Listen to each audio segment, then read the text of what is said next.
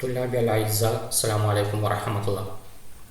نحن درسنا من قبل عن ذات النطاقين، عن هجرة الرسول صلى الله عليه وسلم مع أبو بكر الصديق رضي الله عنه. الآن نحن نتعلم الباقي من درس. കുട്ടികളെ നമ്മൾ കഴിഞ്ഞ ക്ലാസ്സിൽ ذات النطاقين എന്ന പാഠമാണ് പഠിച്ചത്. പ്രവാചകൻ സല്ലല്ലാഹു അലൈഹി വസല്ലമയുടെയും അബൂബക്കർ സിദ്ദീഖ് റളിയല്ലാഹു അൻഹുവിൻ്റെയും ഹിജ്റ പോയ ഒരു ചരിത്രമാണ് നമ്മൾ പഠിച്ചത്. ഇന്ന് നമുക്ക് അതിൻ്റെ ബാക്കി ഭാഗം പഠിക്കാം. വലമ്മ ഊത്തിഹത്ത് അൽ ഫുർസത്തു അസ്മാ റളിയല്ലാഹു അൻഹ അൻ തുഹാജിറ ഇലൽ മദീനത്തി കാലത്ത് ഖദ് അതമ്മത് ഹംലഹ ബി ഇബ്നിഹ അബ്ദുല്ലാഹ് ഇബ്നു സുബൈർ റളിയല്ലാഹു അൻഹുമാ ഫലം യംനഅഹ മിൻ മശാഖിർ റഹ്ലത്തി അത്വവീല ശൈഉൻ ഫമാ അൻ ബലഗത്ത് ഖുബാ ഹത്താ വലഅത്ത് വലീദിഹ. ഇതാണ് നമ്മൾ പഠിക്കാനുള്ള പാരഗ്രാഫ് അല്ലേ. വലമ്മ ഊത്തിഹത്ത് നൽകപ്പെട്ടപ്പോൾ, ലമ്മ എന്ന് പറഞ്ഞാൽ അപ്പോൾ എന്നാണ് അർത്ഥം. ഊത്തിഹത്ത് അൽ ഫുർസത്തു അവസരം നൽകപ്പെട്ടപ്പോൾ ലി അസ്മാ റളിയല്ലാഹു അൻഹ റളിയല്ലാഹു അൻഹായ്ക്ക് അവസരം ലഭിച്ചു അൻ തുഹാജിറ ഹിജ്റ പോകുവാൻ ഇലൽ മദീനത്തി മദീനയിലേക്ക് ഹിജ്റ പോകുവാൻ അസ്മാ റളിയല്ലാഹു അൻഹാക്ക് അവസരം ലഭിച്ചപ്പോൾ കാലത്ത് അവർ ആയിരുന്നു കത് അത്തമ്മത്ത് ഹംലഹ പൂർണ്ണ ഗർഭിണിയായിരുന്നു ആ സമയത്ത് അസ്മാ റളിയല്ലാഹു അൻഹ ബി ഇബ്നിഹ അബ്ദുല്ലാഹ് ഇബ്നു സുബൈർ അവരുടെ മകനായ അബ്ദുല്ലാഹ് ഇബ്നു സുബൈറിൻ്റെ പൂർണ്ണ ഗർഭിണിയായിരുന്നു ആ സമയത്ത് അസ്മാ റളിയല്ലാഹു അൻഹുമ അല്ലേ. ഫലം യംനഅഹ മനഅ എന്ന് പറഞ്ഞാൽ തടഞ്ഞു എന്നാണ് അർത്ഥം. ലം യംനഅഹ തടയപ്പെട്ടിട്ടില്ല. മിൻ മശാഖിർ റിഹ്ലത്തി മശാഖ് പ്രയാസം, അർറിഹ്ലത്തി യാത്രയുടെ പ്രയാസമൊന്നും തടയപ്പെട്ടിട്ടില്ല. അത്വവീല ശൈഉൻ ദീർഘമായ ആ യാത്ര അവർക്ക് യാതൊരു പ്രയാസവും സൃഷ്ടിച്ചില്ല. അത് തടയപ്പെട്ടിട്ടില്ല. ധാരാളം പ്രയാസങ്ങളുണ്ടായിരുന്ന യാത്രയായിരുന്നു. പക്ഷെ അവരെ സംബന്ധിച്ചിടത്തോളം അതൊന്നും വലിയൊരു പ്രയാസമായിട്ട് തോന്നിയിട്ടില്ല അല്ല. പൂർണ്ണ ഗർഭിണിയായ സമയത്താണ് യാത്ര ചെയ്യേണ്ടത്. മക്കയിൽ നിന്നും മദീനയിലേക്കാണ് യാത്ര ചെയ്യേണ്ടത്. ഒട്ടകപ്പുറത്ത് കയറിയിട്ട് യാത്ര ചെയ്താൽ ദിവസങ്ങളോളം നടന്നാലേ അങ്ങോട്ടേക്ക് എത്തുകയുള്ളൂ. പക്ഷെ അതൊന്നും ഇവർക്കൊരു പ്രശ്നമായിരുന്നില്ല. ഫമാ അൻ ബലഗത്ത് കുബാ എന്ന് പറഞ്ഞ സ്ഥലത്ത് എത്തിയപ്പോൾ, ഫമാ എന്ന് പറഞ്ഞാൽ ഇല്ല, അൻ ബലഗത്ത് എത്തിയിട്ടില്ല എന്ന് പറഞ്ഞാൽ കുബാ എന്ന് പറഞ്ഞ സ്ഥലത്ത് എത്തിയിട്ടില്ല. അപ്പോൾ തന്നെ ഹത്ത വലഅത്ത് അവർ പ്രസവിച്ചു, വലീദിഹ അവരുടെ മകന് ജന്മം നൽകിയ ആ സമയത്ത്. അപ്പോൾ കുബായിലെത്തിയ ഉടനെ അവർ പ്രസവിക്കുകയും ചെയ്തു. ഉലിദത്ത് അസ്മാ റളിയല്ലാഹു അൻഹ ഫി മക്ക. ഇനി അസ്മാ റളിയല്ലാഹുവിൻ്റെ ജീവചരിത്രമാണ് അടുത്ത പാരഗ്രാഫിൽ നമ്മൾ പഠിക്കുന്നത്. ഉലിദത്ത് ജനിച്ചു അസ്മാ റളിയല്ലാഹു അൻഹ ഫി മക്ക മക്കയിലാണ് ജനിച്ചത്. സനത്ത സബ്ഇൻ വ ഇശ്രീൻ 27 അല്ലേ. കബ്ലൽ ഹിജ്റക്ക് മുമ്പ് 27-ാം വർഷമാണ് അസ്മാ റളിയല്ലാഹു അൻഹ ജനിച്ചത്. അപ്പോൾ ഹിജ്റ വർഷം എന്ന് പറഞ്ഞാൽ നമുക്കറിയാം, ഹിജ്റ വർഷം തുടങ്ങുന്നത് പ്രവാചകൻ സല്ലല്ലാഹു അലൈഹി വസല്ലമ ഹിജ്റ പോയ ആ ദിവസം തൊട്ടാണ് ഹിജ്റ വർഷം തുടങ്ങുന്നത്. അപ്പോൾ ഹിജ്റ വർഷത്തിൻ്റെ ഹിജ്റക്ക് മുമ്പ് എന്ന് പറഞ്ഞാൽ പ്രവാചകൻ സല്ലല്ലാഹു അലൈഹി വസല്ലമ ഹിജ്റ പോകുന്ന ആ സമയത്ത് അസ്മാ റളിയല്ലാഹു അൻഹയ്ക്ക് 27 വയസ്സായിരുന്നു അല്ലേ. വത്തുവഫിയത്ത് ഇവർ മരണപ്പെട്ടു ഫിൽ മദീനയിലാണ് മരിച്ചത്. വർഷം 73-ാമത്തെ വർഷം മിനൽ ഹിജ്റ 73-ലാണ് അസ്മാ റളിയല്ലാഹു അൻഹ മരിച്ചത്. മദീനയിലാണ് മരിച്ചത്. ഇനി നമുക്കിവിടെ ചോദ്യം നോക്കാം. ഐന വലഅത്ത് അസ്മാഹു വലീദിഹ മകന് എവിടെ വെച്ചാണ് ജന്മം നൽകിയത്? ഇവിടെ പാഠത്തിലുണ്ട്, ഈ പാരഗ്രാഫിലുണ്ട്. നിങ്ങൾ നോക്കിയാൽ നിങ്ങൾക്ക് കാണുവാൻ സാധിക്കുന്നതാണ്. മാ ഇസ്മു ഇബ്നിഹ, അവരുടെ മകൻ്റെ പേരെന്താണ്? ഇവിടെ പേര് പറയുന്നുണ്ട് അല്ലേ. മത്താ വുലിദത്ത് അസ്മാ റളിയല്ലാഹു അൻഹ, എപ്പോഴാണ് ഇവർ അസ്മാ റളിയല്ലാഹു അൻഹ എപ്പോഴാണ് ജനിച്ചത്? ഫി അയ്യി ആമിൻ ഹിജ്രി തുവഫിയത്ത് അസ്മാ റളിയല്ലാഹു അൻഹ അല്ലേ.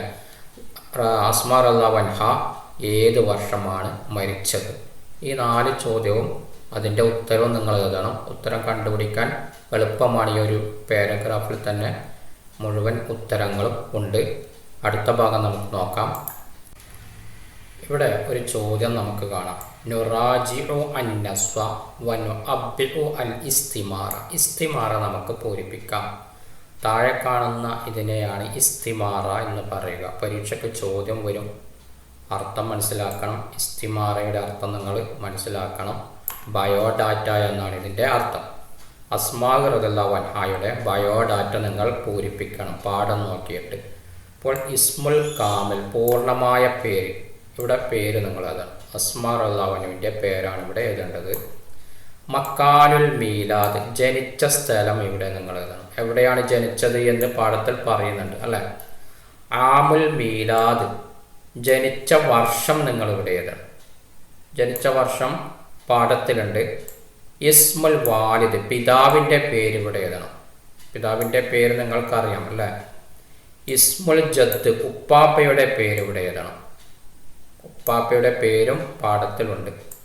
ലക്കബ, അപരനാമം, മറ്റൊരു പേര്. പ്രവാചകൻ സല്ലല്ലാഹു അലൈഹി വസല്ലമ അസ്മാ റളിയല്ലാഹു അൻഹയെ വിളിച്ചൊരു പേരുണ്ട്, ആ പേരാണ് ഇവിടെ എഴുതേണ്ടത്.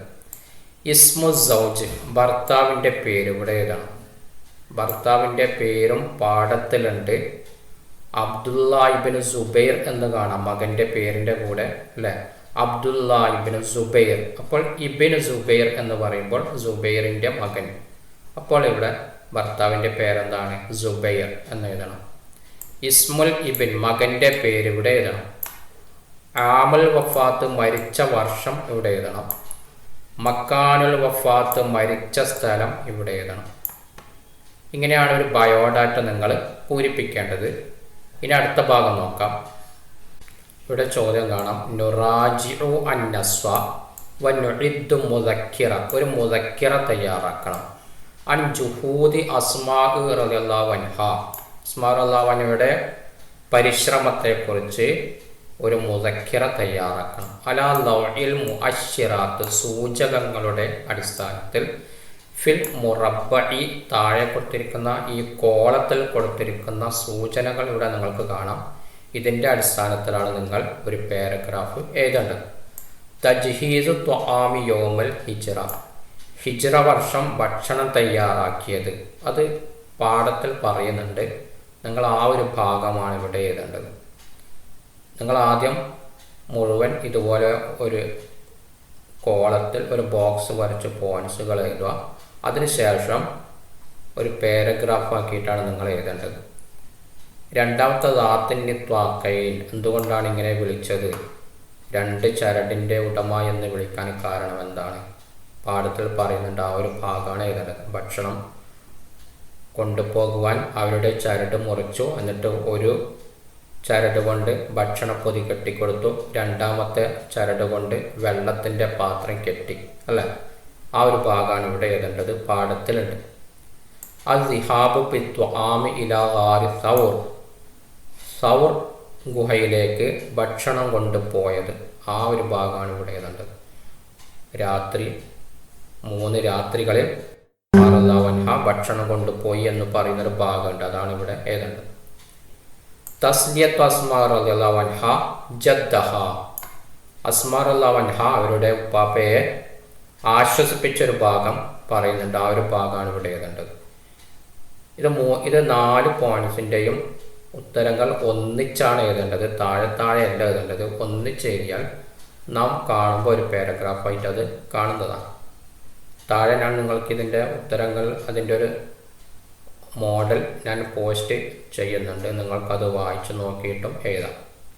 അടുത്ത ചോദ്യം നോക്കാം. നുൻഷിദു അബയാത്ത് താലിയ, താഴെ കൊടുത്തിരിക്കുന്ന ബൈറ്റുകൾ വായിച്ചു നോക്കാം.